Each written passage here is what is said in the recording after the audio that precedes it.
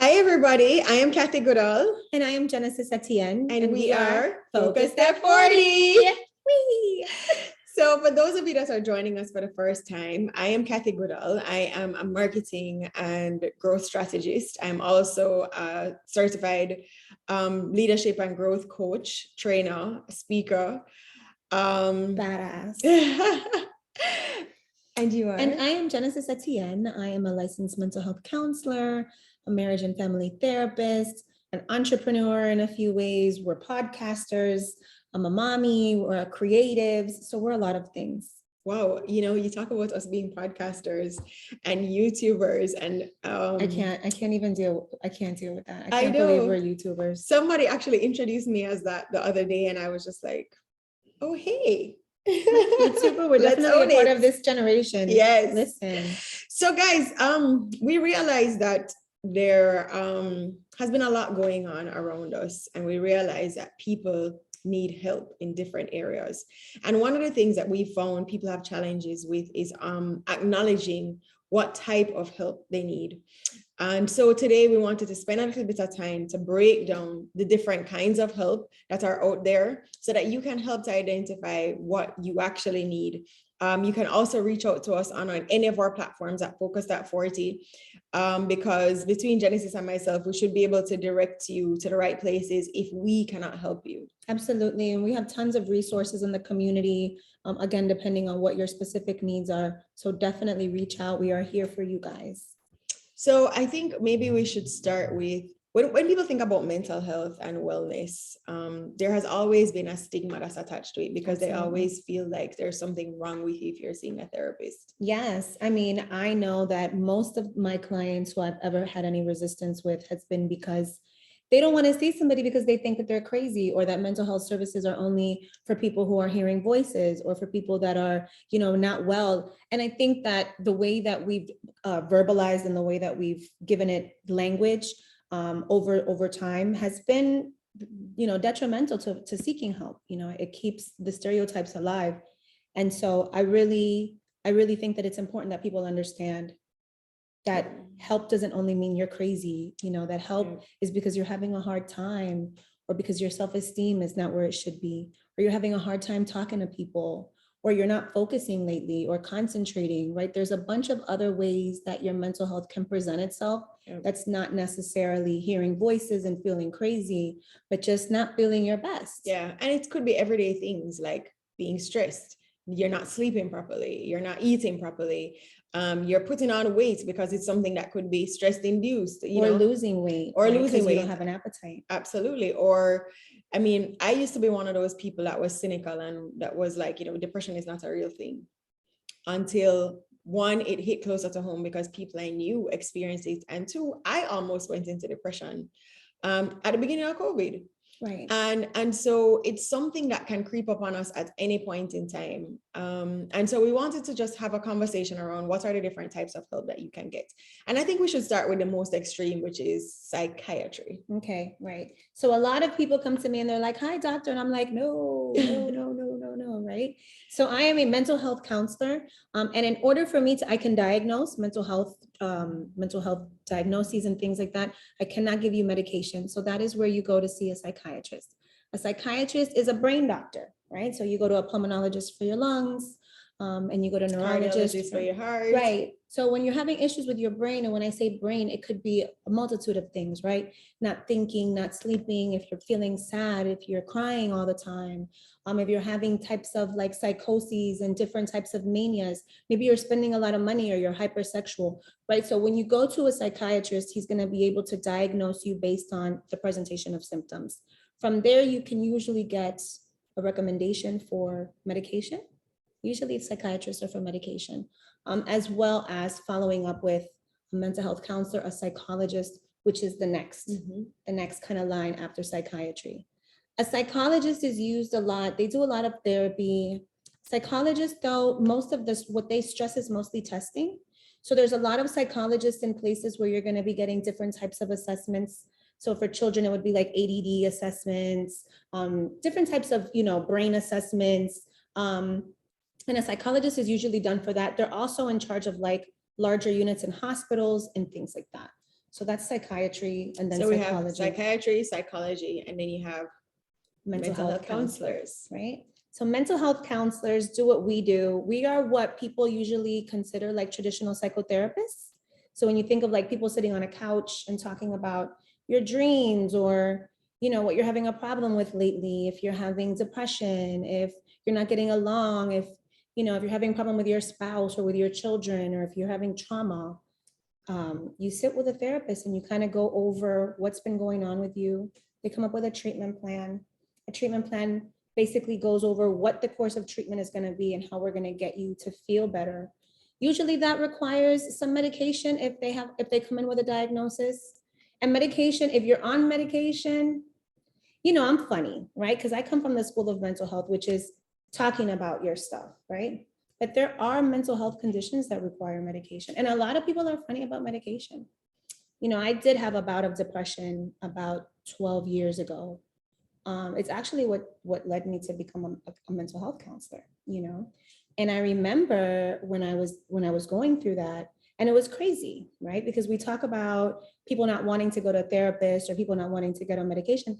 I had just gotten married, right? I had a great husband. I had a great life. I wasn't even working. And I just fell into like a horrible depression, you know? And it took me trying to like find myself. I remember like clawing to try to find myself, you know? Because I didn't want to get on medication. I didn't want to see a therapist. I thought I got this under control because I kind of had grown up in the same school of like, feel better. There's nothing wrong with you. You know, Genesis, you know, you got to just thug it through. And there's a time in your life where your body and your psyche and your mind and your spirit tell you, you need to process some of the things that you've been through, you know? Yeah. So if I ever did fall into another bout of depression, I feel like I have enough gauge over my emotions just because I've done the work. It's taken me years, as well as my profession and as well as my experience. But if I ever were to be depressed again, girl, I would probably get on medication for a while. Because the same way I got to take an inhaler for my asthma is the same way that I would need to be able to control that, because that's how you stay safe, you know? Yeah, I think therapy helps us to become more self-aware. I think it helps us to process things that sometimes we didn't even know existed. You know, when I started therapy in 2020, I uncovered a lot of things that I was carrying that impacted my thought processes, impacted my actions that I didn't even know were challenges for me. Because I compartmentalize and I bury things. Right. And so, you know, a big part of the healing that came out of it was acknowledging what were the struggles so that I knew now how to deal with them. So we talked about psychiatry, we talked about psychology, and we talked about mental health. And so if we move a little bit from the mental health space, there are still other forms of help, for example, coaching and mentorship that that people need. And I think a lot of people come to me for coaching, and what they really need is therapy. Right. And a lot of people come to me for therapy, and what they want is somebody to motivate them, somebody to encourage them and help them set like professional goals and things like that. And while I think that's really awesome, it's not my forte. Right. And so I think sometimes having both going hand in hand is actually probably an ideal situation, because one deals with processing past things to get you to where you want to be now, and the other helps you to put in action things that you want to get done in the future. And both require accountability. Exactly. Right? So coaching is more of a developmental process that helps individuals to get support while they're trying to achieve something specific. So it helps you to maximize on your performance, but it's really walking you through the process of setting the goals that you want to accomplish while holding you accountable at the same time. And mentorship, which is, I get requests for mentorship. I think it's so cool on a daily basis. It's so fun. It's such a fun helping profession, right? Mentorship and coaching. Yeah. Mentorship though is usually something that is voluntary. And it's people that are experts in a particular field that are helping you as somebody that is learning and growing in that field to give you guidance, and to be how would we say? Kind of like an apprenticeship. Yes, it's like an apprenticeship. Exactly. And so I believe that we all need mentors, and I believe that even coaches need coaches. I mean, I have a coach. I have several actually. Therapists need therapists. I haven't seen a therapist for a little while, Yeah. and I can feel it. You know, I can feel that lack of a sounding board. I mean, I have a great coach in some ways, right? But therapy is different. You know, it's absolutely different. I get free therapy all the time, but I actually have a therapist that I pay. And I do have 2 coaches, and I have several mentors because I think that all of them have a place. And it's not necessarily people that are close to you, because that's a different kind of accountability. But in a professional and a personal setting, I think that any outlet that we can have to help ourselves develop and grow is something that's worth tapping into.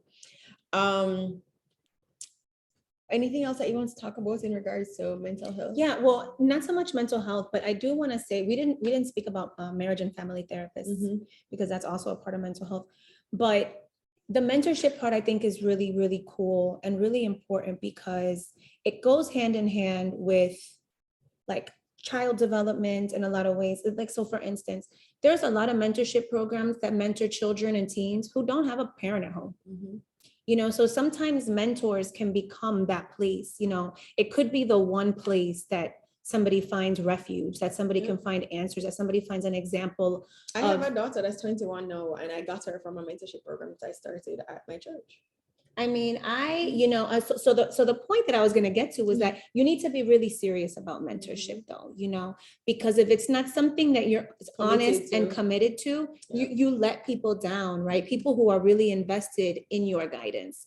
So when she said, you know, how long ago? She was 12 when I got her. I mean, this is the face of commitment, right? And for real, you know, I probably can call this young lady up and she can give me multiple examples of ways that Catherine has been able to guide her and direct her. Yeah, she's graduating from university at the end of this year. Well, congrats to you and her mother, right? And her parents and her family.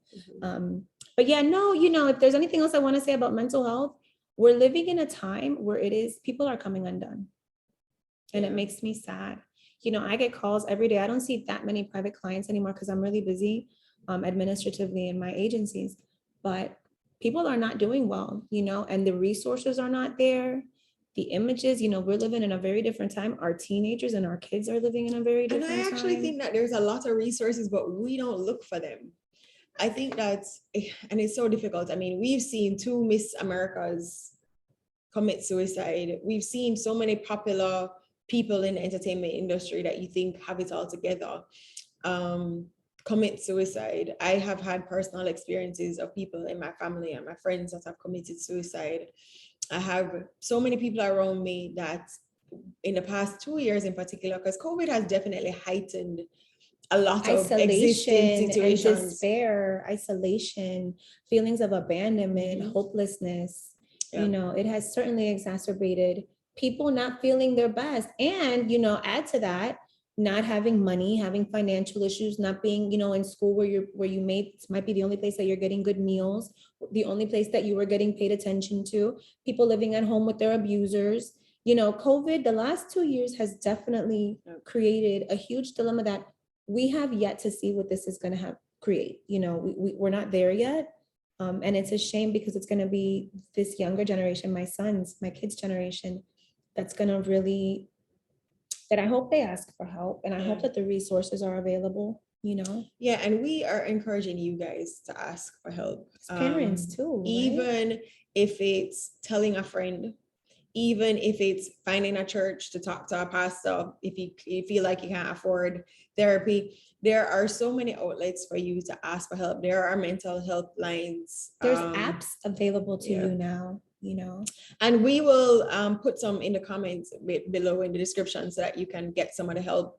But we are encouraging you to reach out to anybody that you can to seek help. Don't try to go through these things on your own because the hole will get darker and darker and darker until you don't even realize that it swallows you up. No, don't go to the darkness. You know, I think that the added part of that is we're talking to an audience that's right, mostly women who are in their 40s, right? That is the reason why we're doing this. And our bodies are changing. you know, and our thyroids are changing and our hormone levels are changing. Yeah. And all of that can mimic often signs of depression, of anxiety, of irritability. So in addition to getting your mental health check, go get your PAPs, Physical, go yeah. get your physicals, keep your medical conditions under control if you have any, you know, stay preventative, because it all really does go together, you know. I really believe that the healthier you are mentally is the better you can be physically, Physically. spiritually, emotionally, all of these things. But that requires identifying that you have a problem and then seeking ways to get that problem fixed. Yeah, and if we talk about our total wellness, you know, we need to, especially at our age, we need to manage what we eat. We need to manage what are the different outlets that we have for release, and exercise is a big part of that, you know. And it doesn't have, you can walk 30 minutes a day and that does wonders for your body. You don't need to pay to go to a gym. You know, exercising, stretching, for some people it's yoga, meditation. All of these things are things that contribute to our total wellness. And so we're encouraging you to think about start a routine.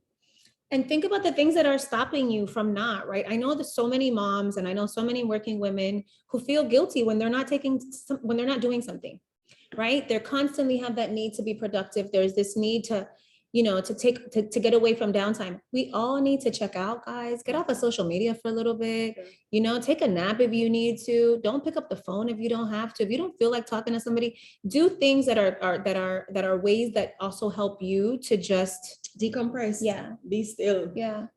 And, you know, regenerating ourselves is probably one of the most beautiful things that our body will appreciate.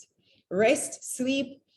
Let me tell you something. I didn't realize the impact that lack of sleep has on our physical and our mental wellness. And on your beauty. Yes. Stay pretty, like sleep, guys. You know what I mean? Seriously. So ridiculous. Like, if I don't sleep good for 2 days, you can totally tell. You know what I mean? So last words.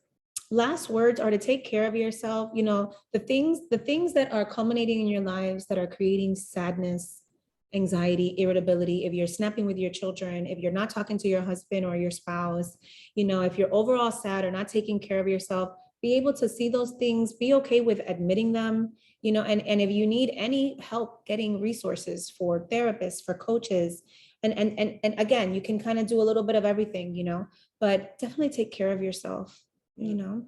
Yep. Yeah. I second that, and I say don't be afraid to ask for help. Reach out. It's the best decision that you could ever make, for yourself and for your loved ones. Don't take for granted that there are people that care about you, that want to help you. Sure. And And that it's, you know, that it's an investment for you and for the people around you.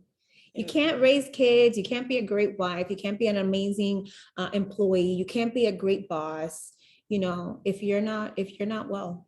And there's so many resources online now that you can literally Google to get help. I mean, even if you can't afford a coach, if you want to start at that end, there are workshops that you can do for free.